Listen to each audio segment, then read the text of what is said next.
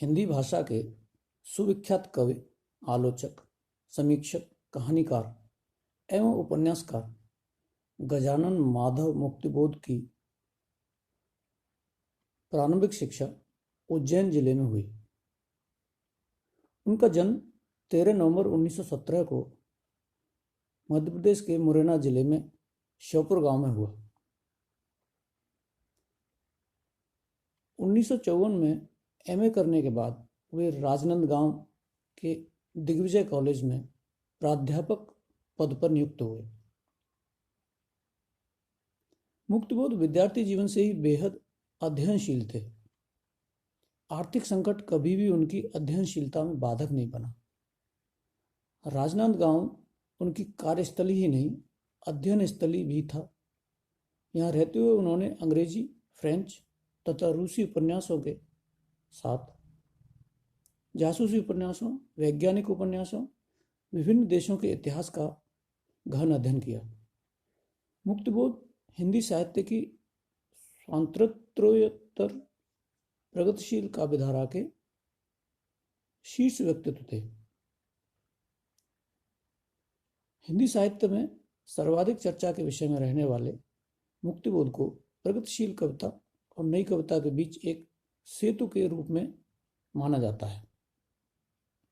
नई कविता में मुक्तिबोध की जगह वही है जो छायावाद में निराला की है। निराला के समान ही मुक्तिबोध ने भी अपनी युग के समान काव्य मूल्यों को प्रतिफलित करने के साथ ही उनकी सीमा की चुनौती देकर उस सृजनात्मक विशिष्टता को चरितार्थ किया जिससे समकालीन काव्य का सही मूल्यांकन हो सका। मुक्तिबोध हिंदी के अति विशिष्ट रचनाकार हैं। उन्हें उम्र जरूर कम मिली, पर कविता, कहानी और आलोचना में उन्होंने युग बदल देने वाला काम किया।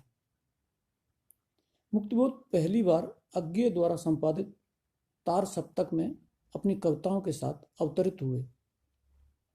यह बेहद दुर्भाग्यपूर्ण बात है कि उनके जीवन काल में उनका कोई काव्य संग्रह प्रकाशित नहीं हो सका। उनके जीवित रहते उनकी सिर्फ एक किताब छपी, यह थी एक साहित्यिक की डायरी। इसके बावजूद वे ऐसे विलक्षण रचनाकार साबित हुए जिनके लिखे की गूंज परवर्ती कविता, विचार, आलोचना या कहानी सब में बढ़ती ही चली गई। उनकी मृत्यु के लगभग 60 वर्ष बाद भी वे हिंदी के सबसे अधिक प्रासंगिक कवि बने हुए हैं। वे गहरे अंतर्द्वंद और तीव्र सामाजिक अनुभूति के कवि थे। अंधेरे में और ब्रह्म राक्षस मुक्तिबोध की दो प्रमुख रचनाओं में शुमार की जाती हैं। ब्रह्म राक्षस कविता में कवि ने ब्रह्म राक्षस के मिथक के जरिए बुद्धिजीवी वर्ग के द्वंद्व और आम जनता के उसके अलगाव की व्यथा का मार्मिक चित्रण किया है। कहा जा सकता है कि यह कविता निराला की संवेदनशीलता और कबीर के अक्खड़पन का अद्भुत सम्मिश्रण है। मुक्तिबोध की रचनाएं सृजन का विस्फोट हैं।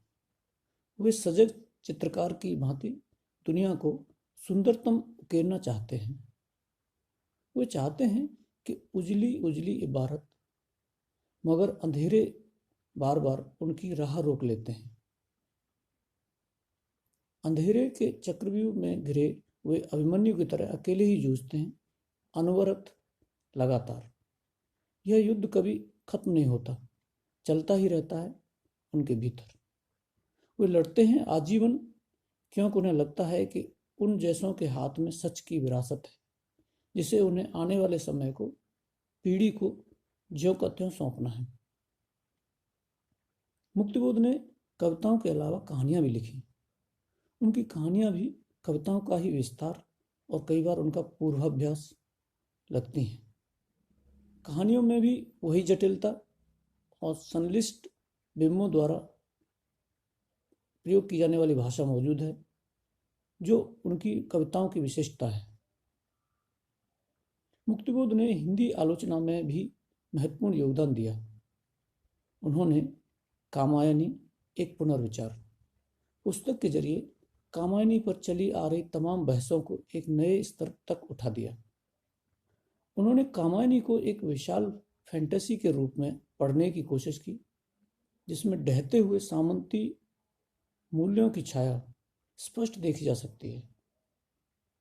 रामधारी सिंह दिनकर की पुस्तक उर्वशी पर चली बहस में उनका हस्तक्षेप बहुत कारगर था, जिसमें उन्होंने उर्वशी को व्यर्थ में महामंडित करने का तीखा प्रतिवाद किया।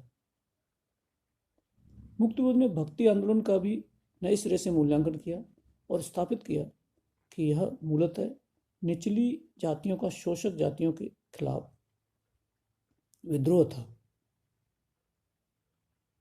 बाद में शोषक जातियों ने इस आंदोलन पर नियंत्रण हासिल कर लिया और भक्ति आंदोलन पूरी तरह बिखर गया। उन्होंने साहित्य की रचना प्रक्रिया के बारे में भी महत्वपूर्ण लेखन किया है।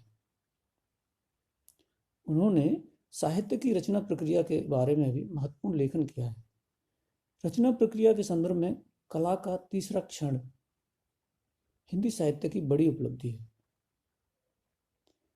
मुक्तिबोध एक गोत्रहीन कवि हैं। हिंदी में उनका कोई पूर्वज नहीं खोजा जा सकता। असल में उनके पूर्वज लियो टॉल्स्टॉय, दोस्तोव्स्की, गोर्की इत्यादि रूसी उपन्यासकार थे। ऐसा कोई कवि पहले नहीं हुआ जिसकी प्रेरणा कविता के अलावा उपन्यासों से आई हो। मुक्तिबोध के बाद भी किसी ने उस तरह के शिल्प में उतनी कविता लिखने की हिम्मत नहीं की, क्योंकि उन जैसा लिखना वैसे भी संभव नहीं था। प्रख्यात व्यंग्यकार हरिशंकर परसाई मुक्तिबोध को याद करते हुए कहते हैं कि जैसे उन्होंने जिंदगी में लाभ के लिए किसी से कोई समझौता नहीं किया, वैसे ही वे मृत्यु से भी कोई समझौता करने के लिए तैयार नहीं थे। 11 सितंबर 1964 को हिंदी के इस महान कवि, आलोचक व निबंधकार का निधन हो गया। भोपाल के हमीदिया अस्पताल में जब वे मृत्यु से संघर्ष कर रहे थे, तब उन्हें छटपटाते देखकर मोहम्मद अली ताज ने कहा था, उम्र भर जी के भी न जीने का अंदाज आया, उम्र भर जी के भी न जीने का अंदाज आया, जिंदगी छोड़ दे पीछा मेरा मैं बाज आया। ये पंक्तियां मोहम्मद अली ताज ने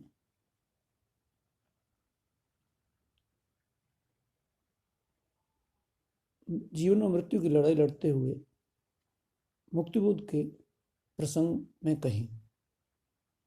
उम्र भर जी के भी न जीने का अंदाज आया, जिंदगी छोड़ दे पीछा मेरा मैं बाज आया।